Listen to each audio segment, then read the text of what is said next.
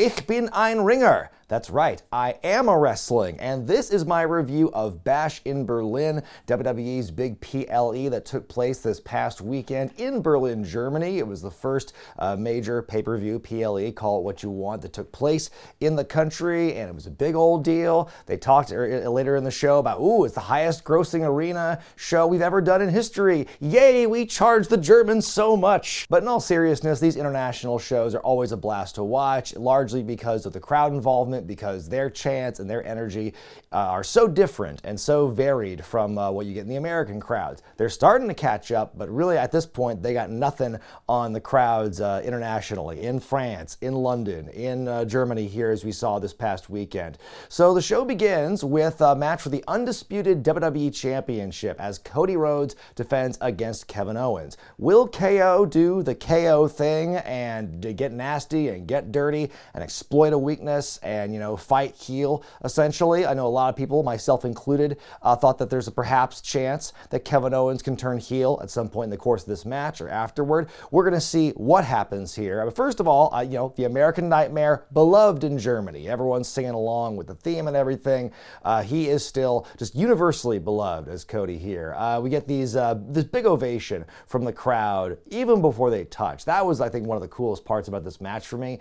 The crowd was so electric and so just anticipating the action, the crowds, the reverberating chants that were just kind of like overlapping before they even touched was so cool. Early on, KO and Cody trade finisher attempts. Things start to get intense. KO catching a dive to the outside at one point, but Cody goes for it again and hits it. There's a lot of solid grappling, but also between the two of them, there are like a dozen at least attempts from the stunner on Kevin Owens' part, and on Cody's part, he's doing disaster kick attempt after Cody cutter attempt so many times in this matchup here. By the way, you would think for somebody who kayfabe has got a bad knee like Cody, you'd think he wouldn't do the springboard move over and over again, but he does it a lot in this matchup. In one of those attempts, KO counters it into a local suplex. Finally, Cody hits it after his fourth attempt. Kevin hitting all kinds of big moves in this one. The Green Bay Plunge, the Fisherman Buster off the top. Cody seems to have hurt that previously tweaked knee. You can see Owens having a real hard time thinking about exploiting it. Wade Barrett's blowing a gasket about KO not capitalizing. Cody insisting his leg is okay, and then Kevin kicks his leg out from under his leg. And again, Wade is talking about how Kevin can't seem to put him away because he's not going to do the apron power bomb. And Wade is within earshot of Kevin, and so Kevin just turns around and calls him an idiot. Shut up, you idiot! A couple of crossroads. Kevin finally hits his stunner. We get another kick out. Swanton attempt by Kevin, but Cody puts the knees up. Cody hitting his crossroads one more time to win and retain. We do get some tension after the bell. Ooh, what's going to happen here? But we do get some sportsmanship at the end, and so you always like to see that. I give the match 3.5 stars out of 5. If I did quarter stars, I would call it 3.75 because I don't think I would call it 4. It was a good match, but it was a solid match. I did like the story of will he or won't he? Will Kevin Owens do the bad thing? Will he exploit the injury and all that? And it just really feels like we are getting to that because they're really pounding in this story of he's lost the killer instinct. This is why he hasn't won a singles title in 7 years. And, we see the facial expressions for Kevin as that thing at the end is happening. So will we get an eventual snap? Will he finally gain the killer instinct? Who knows? But for now, we just still have a conflicted Kevin Owens. And, they do mention that Solo Sikoa is kind of waiting in the wings to see who to challenge the winner of this matchup here. So it feels like we're going to get a revisiting of Cody and Solo. And I think as long as Roman Reigns is still back in the picture, I feel that when that match does happen, we are going to get it to kind of play out similar to SummerSlam. For the Women's Tag Team Championships, the Unholy Union, that's Alba Fire and Isla Dawn, defend against the former champions in Jade Cargill and Bianca Belair, because it was at Clash at the Castle Scotland when the Unholy Union won the belts to get the big local pop, and meanwhile the champions were not pinned in that decision. And so the big story in this matchup is Bianca is definitely taking all the heat in this thing, because early on there's this moment where she's on the corner and we get this kind of tug-of-war spot with her hair. That winds up with her getting laid out. Fire diving onto Cargill on the outside for good measure. Dawn just laying into Bianca with some knees. Champs getting a lot of tags in, again using Belair's hair to their advantage. Fire with a nice tornado DDT posting off of Jade. The referee gets distracted. Bianca fights back, finally gets that tag in, and Jade goes on this big run of power moves. Bianca back in, kind of an awkward moment here, but they work their way in to send them to the underworld, but cannot put her away. Double team dominated by the challengers does connect, but fire kicks out. Some accidental friendly fire from the champs. Jade just hucks fire into the barricade, leaving Isla vulnerable to another double team attack. Jade with the cover and the win. The former champs regain the gold. I give it 3 stars out of 5. My one note, not necessarily about the match itself, but just kind of the overall reign of, Fire and Dawn was, boy, the more you look at it, especially now in hindsight, that win in Scotland was clearly just to get a crowd reaction from Scotland, because the tag reign itself didn't seem that impressive, and they never really left Jade and Bianca's orbit while champions, and I wanted to believe that they could have retained here, as I mentioned in my predictions, but yeah, it just seemed kind of like I was kind of fighting the obvious, because it seemed like a foregone conclusion that Bianca and Jade were going to regain the belts. I mean, I'm not sure where that team's going to go from here. I think people are wanting to see that team split. They want to see Jade go out into her own and kind of, it's kind of a sink or swim thing. When that eventually happens, at this point, who's to say? Obviously, they're going to be around together for a little while longer. I don't know who's going to challenge them next, but I hope that, the Unholy Union can stay relevant and stay winning. And yeah, we'll have to see what happens in the future with Jade and Bianca. It's the strap match as CM Punk takes on Drew McIntyre. I tell you what, they mentioned on commentary, CM Punk loves his strap matches. He actually has a history with it in WWE, one including an OVW, which they mentioned, which I thought was really impressive. So will this strap match, how will it compare to the last one he had, that classic he had with MJF? We're going to find out pretty soon. They have corner lights in the ring for this one. First one to touch all 4 corners in a row without getting cut off wins. Drew jumps Punk before the match and gets to strap in early on. Yapapai Indian strap number 1. So then they finally get locked in and the match begins. Drew very cocky at the start. He walks right into a GTS. That allows Punk to fight back and get to whipping. Yapapai Indian strap number 2. On the announce table, Drew goes for the future shock, but Punk counters it into a backdrop. Punk producing Chekhov's table on the outside. Drew busts Punk open with a bunch of headbutts, and we get blood, folks. It's happening. One of my favorite things in strap matches is when wrestlers use the strap in a passive way to end up hurting the opponent. Because case in point, Drew sets up this chair, wedges it into the corner here, and then Punk's on the outside and just runs away, and that forces Drew to collide headfirst with his own chair. That was an amazing spot. Punk lights up 3 corners, but he's cut off. Drew picks up Punk and just dumps him to the table below. He picks Punk up and carries him around as he touches the corners, but sneaky Punk is doing it behind him as well. They're tied up for a second and they stop each other. That part kind of confused me because, you can get so kind of deep into the details and kind of say, well, it's the referee's discretion, but it's, you have to touch the 4 corners in succession, uninterrupted. Wouldn't Punk also touching the corners, I mean, this spot's happened before in the past, but it's something to think about. Isn't the opponent also touching the corners right afterward also isn't that kind of interrupting the succession? And when you see Punk and McIntyre both kind of straining and stretching to try and get that last one, aren't they kind of interrupting each other, or does it have to be a physical contact like a punch? Punk has the sharpshooter locked in, Drew tapping like a madman, but it doesn't count. He passes out from the pain. Punk's still unable to put the match away though. Drew is back up, pulls the bracelet out from his trunks, hits another Claymore. He touches 3 pads, then takes another GTS, then another one, then another one, then another one. Punk gets the bracelet back, hits that 4th turnbuckle, wins it, kisses the bracelet that was just in Drew's tights. It just reminded me of that moment when Kurt Angle pulled his gold medals out from Chris Benoit's tights and kisses him and goes, "Bleh!" Like makes a big face. I kind of wanted CM Punk to do that as well for this one. But nevertheless, I give it 3.5 stars out of 5. There have been better strap matches out there, including from one of the individuals in this matchup. But hey, they gave us blood. It was a physical match with a lot of fun moments peppered in, so I can't really complain. As far as this angle goes, I think it's obviously still very strong, and now that Punk's got the bracelet back, they've got 1 win apiece. Obviously, you're going to get a blow-off here, a rubber match.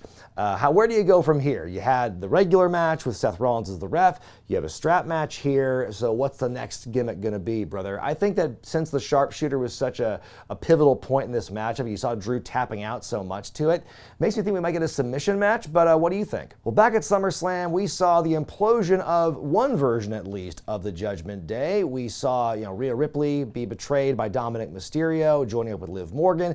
And then we saw Finn Balor turn on Damian Priest in the world title match. And so now Liv Morgan is a part of the Judgment Day. Liv and Dom are the it couple right now in WWE, the power couple. And then you've got the Terror Twins, Rhea and Damian. They've joined forces to take on their common enemies here. And the whole story is that every time they've had a chance to get one up on Liv or Dominik, one saves the other, they manage to keep running away. I do like this chicken shit heel team of Liv and Dom. They're just kind of rubbing their emotions and their PDA into everyone's faces.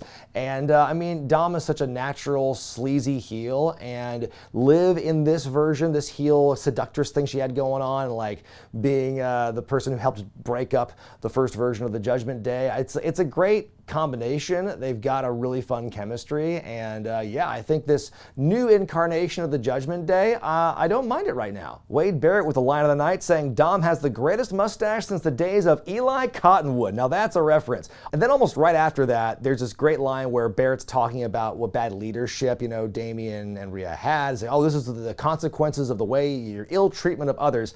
And then Michael Cole says, no wonder both of your groups failed. Oh man, that goes hard. The Terror Twins are off to a hot start against Dom and Liv. There's a "Who's Your Daddy" chant with a German accent. Priest gets knocked off the apron into the announce table, and that allows the Judgment Day to get the advantage. I like how they're showing the results of the previous matches in the lower corner of the screen. Yeah, we know. We just watched that strap match, guy. Liv getting the cheap shots in. Dom wants to do the Three Amigos, but Damian blocks it. Hot tag to the ladies. Liv is taken down. Dom never left the ring, so we get that confrontation. Rhea with a lot of big moves in on Dom to a huge ovation. Liv with this ridiculous flipping crucifix slam later on. Neat move. We get razors, edges, and stereo. The Judgment Day get involved. They try to cost the Twins the match, but Priest just destroys JD McDonough. Hits the pounce period on the outside. Then on the announce table, Damian hits a clothesline onto Dom. Rhea hits the riptide onto Liv in the ring for the pin and the win. I give it 4 stars out of 5. There was some really good catharsis in this matchup here, and a great story of just how, how cowardly Dom and Liv have been, and I think just the way they crescendo to the end here. The whole rest of the Judgment Day coming out, and the Terror Twins laying waste to them, getting revenge, a measure of revenge at least, on the ones who've wronged them. It was a fun match, and you definitely saw the way the crowd reacted when Dom finally got his was just really something impressive there. And of course, this feels like we're going to lead to another rematch for the championship with Rhea and Liv, and I'm definitely curious to see how this storyline progresses, where the Terror Twins go from here, where the Judgment Day goes from here. I've always said that when there's a big shift, like a heel turn or something, once you get beyond that first storyline or feud that, brought about the shift or the heel turn or whatever, it's always what's the next storyline? What are the 2 next storylines they're involved in? And will that stick? Will it be as effective? Time will tell, but we're still in the thick of this one, and I'm liking where it's going so far. Main event time for the World Heavyweight Championship as Gunther, Germany's adopted son, makes his first title defense against Randy Orton. A couple of parallels, a couple of similarities between this match here and my SummerSlam 2004 review I did recently, being fresh in my mind, that show was Randy Orton's very first world title win, 20 years ago. And here we are, Randy Orton potentially on the cusp of becoming a 15-time world champion so soon after the anniversary. Also, something else that happened in this show and in SummerSlam 2004, the wave. We saw the fans doing the wave while there's this sleeper hold going on here, which, that's always fun to watch for me. The story here in this matchup is that Orton is targeting Gunther's arm. We've got a lot of attacks on the outside where Orton is repeatedly slamming Gunther into the announce table time and time again. Both men continuing to wear each other down. Big superplex by Orton. More strikes between the two of them. Great selling by Gunther with every shot he takes. You can see the pain etched on his face there. Orton with his draping DDT does this kind of little head bob, before doing it. Babyface Randy Orton is just the gift that keeps on giving. He's such an unserious guy when he's a babyface. You can't help but like him. Gunther countering an RK RKO attempt with a local suplex. Big splash, still selling the arm. He's unable to pull off the powerbomb because he's so sore, but finally is able to do it after a few attempts. Orton finally hits that RKO out of nowhere, the cover, the kick out. Hey, not too many people have kicked out of that move in the last 22 years. Orton brings out the steel steps, slams Gunther onto them. Here's the thing that kind of struck with me. It was weird because Cole says, as Orton's getting the steps, now Randy can't use that as a weapon because he'd get disqualified. Isn't like slamming someone onto the steps basically that? Dueling Let's Go Gunther, Randy Orton chants here as Orton suplexing Gunther through the German announce table. Back in the ring, Gunther blocks another RKO attempt, gets the sleeper locked in, and after a good long fight in the hold, Orton is out and Gunther wins and retains. We do get some sportsmanship at the end, so hey, both the world title matches on this evening get a little of the old sportsmanship. I'm going to give this one 4 stars out of 5. This to me was just a great, beefy, kick-ass wrestling contest. I love pretty much every match Gunther's in, and Orton is just one of those guys, as I've said it before here, and I'll say it again, he's just one of those great, versatile, smooth as silk workers. He can have a good match with just about anybody, and like they had in the King of the Ring finals, this was another great matchup as well. Orton looked good in this, but Gunther looked better, and what a great first offense for Gunther, a great kind of proving ground for him in this one. Great psychology, nice selling with the arm, and the story told with how he fought to try and do anything with it. So yeah, I think this is definitely a great way to end the show. I look forward to seeing who Gunther's going to challenge next, but at least in the short term, him being kind of like an ambassador, a flag bearer for WWE as the champion going into Germany for their first PLE there, I think that was definitely a great call. It feels legitimate. It doesn't feel like forced. It doesn't feel like, oh, this was just done to get a pop. Like Gunther, I mean, I think that him losing the Intercontinental title earlier in the year was the best thing for him because he'd done everything he could with that belt. He'd already beaten the record. He'd already had great matches, so it just felt like kind of an inevitability he'd be world champion at some point. And who knows how long this reign's going to go, but if we get more matches like this, I'm all for it. My final grade for Bash in Berlin is a B-. Another solid international PLE. WWE's done a real good job, presenting these international shows in the last couple of years, and this is another great entry in that collection. Light on storyline development, big on in-ring action. This definitely feels just kind of like a glorified,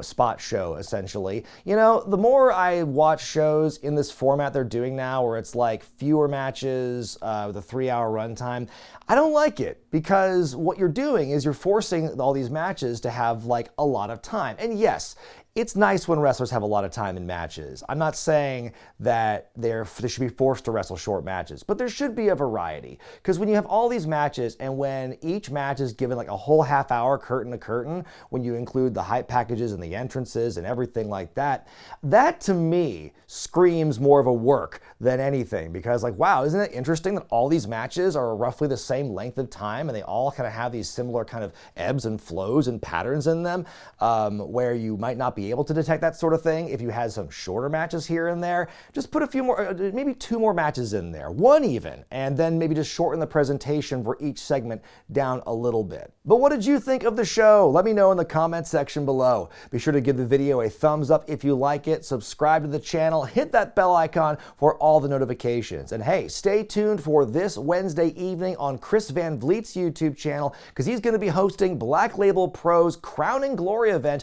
presented by DraftKings. It's happening Wednesday night at the Logan Square Auditorium in Chicago, Illinois. I'm going to be there helping to call the action, as well as accompanying Filthy Tom Lawler to the ring as he challenges the former Jinder Mahal, Raj Desi, for the Black Label Pro Championship. It's going to be a great night of action, and I cannot wait to make my Chicago debut this Wednesday night. I hope you watch it, folks, Wednesday evening. But until then, I'm Brian Zane, and I'll see you next time.